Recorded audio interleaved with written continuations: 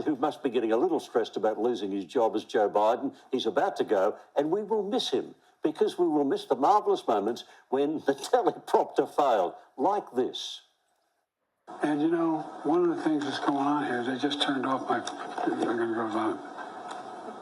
I lost the electricity here. But anyway, one of the things we found is that, you know, we invented this the computer chip, size of the tip of your little finger. So people have been saying, what's he going to do when he leaves the White House? Now, what other presidents have done is they've earned a small fortune on the speaking circuit. Bill Clinton was charging $300 for a 1-hour talk. They said, he can't do that. He'll never get onto the speaking circuit. I've worked out, yes, he will. As a comedy act. See Joe lose the plot. See the teleprompter fail. See him forget what he's talking about. Oh, huge crowd. I love how he said the electricity has failed while all the lights are still on and his microphone is working.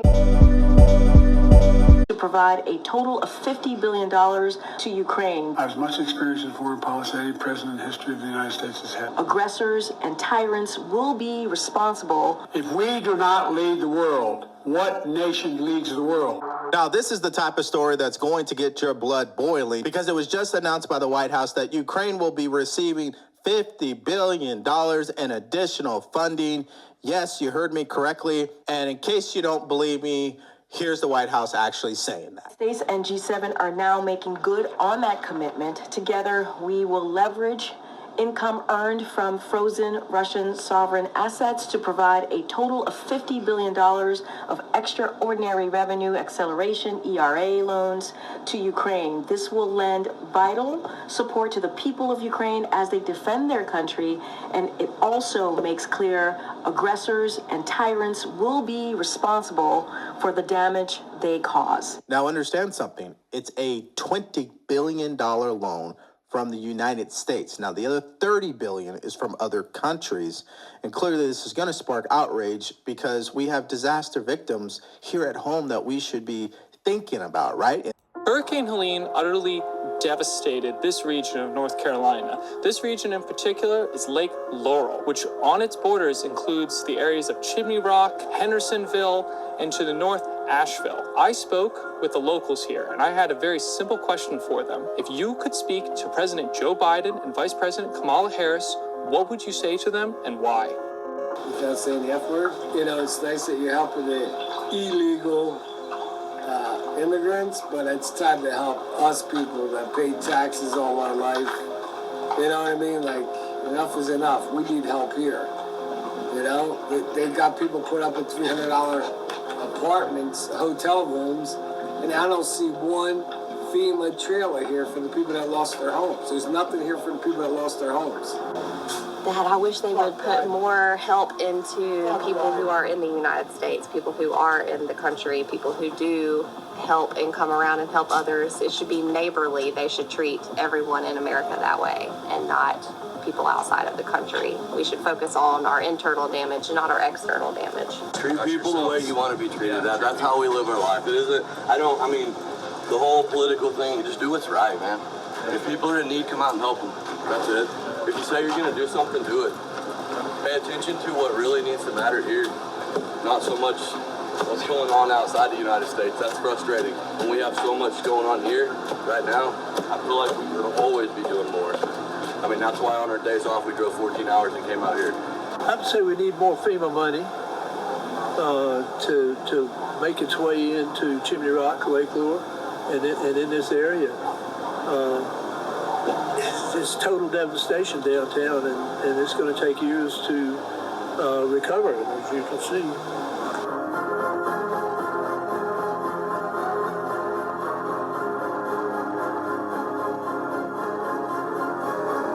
And that's why this decision will continue to raise questions about the government's priorities. Think about that. They've had more announcements coming out of the White House for Ukraine than they have for these disaster victims from the hurricane. Now, combine that with what they did last year, which was $61 billion in foreign aid. Fully half of that budget has gone to just 10 countries. And of course, number one on the list is Ukraine. Number two is Israel. No brainer, right? And Look at that. Afghanistan is even on this list. Why are we sending $1.19 billion to Afghanistan? And of course, President-elect Trump did not waste any time going to social media and actually turning this into a meme. And here it is, Bidenomics. Number one, you pay taxes. Number two, I send it to Ukraine. Number three, they send it back to Hunter. Number four, Hunter gives it to me. And number five, pardon Hunter. That's how Bidenomics works, right? Now, this gets even crazier. Here is the current Secretary of Defense announcing almost $1 billion in military aid to Ukraine. We've seen strong bipartisan support for Ukraine from Leader McConnell and other leaders in both parties. And I'm proud to announce today the commitment of a new Ukraine Security Assistance Initiative package worth nearly $1 billion.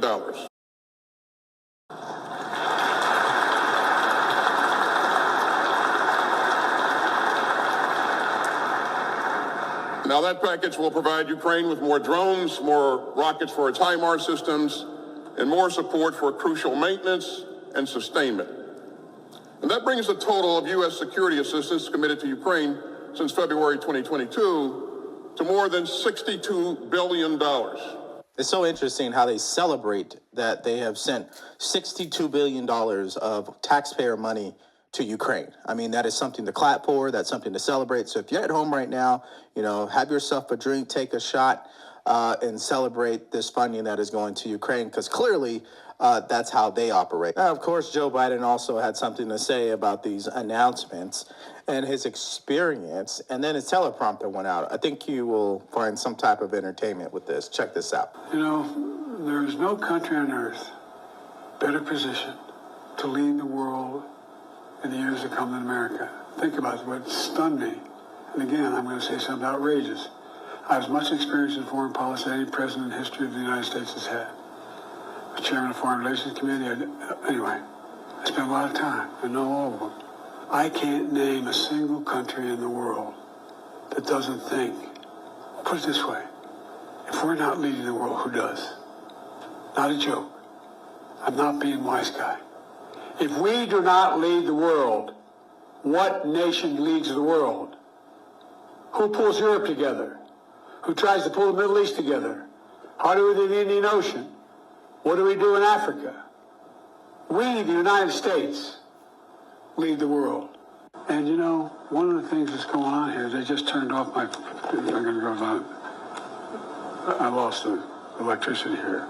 But anyway, one of the things we found is that, we invented the computer chip, size of the tip of your little finger.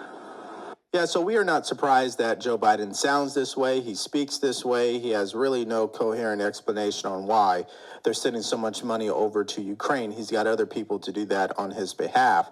But here's the problem. For decades on end, the U.S. has acted as the world's policeman, often at the expense of its own citizens. Our major critique here is this approach to get involved in every single thing that's wrong with the world and never actually getting involved with what's wrong here at home. Now, here's Trump's latest comments about Ukraine and how they should be prepared to receive less funding. Should Ukraine prepare for less aid from the United States after you're sworn into office? Yeah, probably. Sure. You said you can end the war in 24 hours. You've even said you want to try to end it before you're sworn into office. You're actively trying to? I am. Have you talked to President Putin? No, I have not. You haven't talked to President Putin No, I have since not. you've been You mean, elected? well, I don't want to say that, but I haven't spoken to him recently. So you've spoken to President Putin since you've I been don't want to elected? say that. I don't want to say anything about that because I don't want to do anything that could impede the negotiation. But you I want to have stop talked it. about Let me the tell you other what I world have talked leaders. about. Let me tell Okay. you. There are people being killed in that war at levels that nobody's ever seen before. You have to go back to the Second World War, and even that, if you take a look at, and you know what it is? It's the soldiers largely. And as of today, there is not one member of the United States military who is in active duty in a combat zone in any war zone around the world. The first time this Wait, what? But let's understand. So where the fuck are we right now? The cities have been emptied out and demolished. The country has been demolished.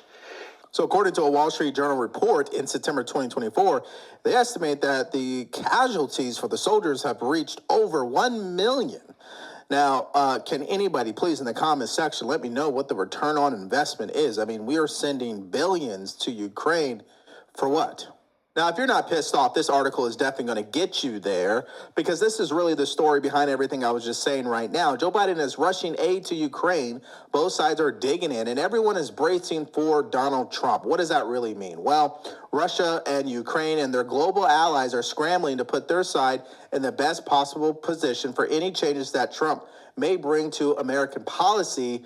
Listen, the president-elect insisted in recent days that the Russia and Ukraine war needs to reach a ceasefire, and Ukraine should likely prepare to receive less U.S. military aid, which I showed you earlier in this video. Now, here comes the part where I just lose it. The Biden administration is pushing every available dollar out the door to shore up Ukraine's defenses before leaving office in 6 weeks. Later in this article, they say they're spending all this money just enough to hold on, but not enough to defeat Russian President Vladimir Putin's forces, according to Ukraine and some of its allies. So again, can somebody make sense of this?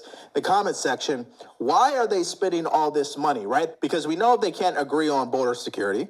They definitely don't care about these disaster victims as it pertains to the hurricane. They definitely don't care about our veterans. They definitely don't care about the education system, right? But they care about Ukraine, and they can agree to almost a $1 trillion budget for Department of Defense.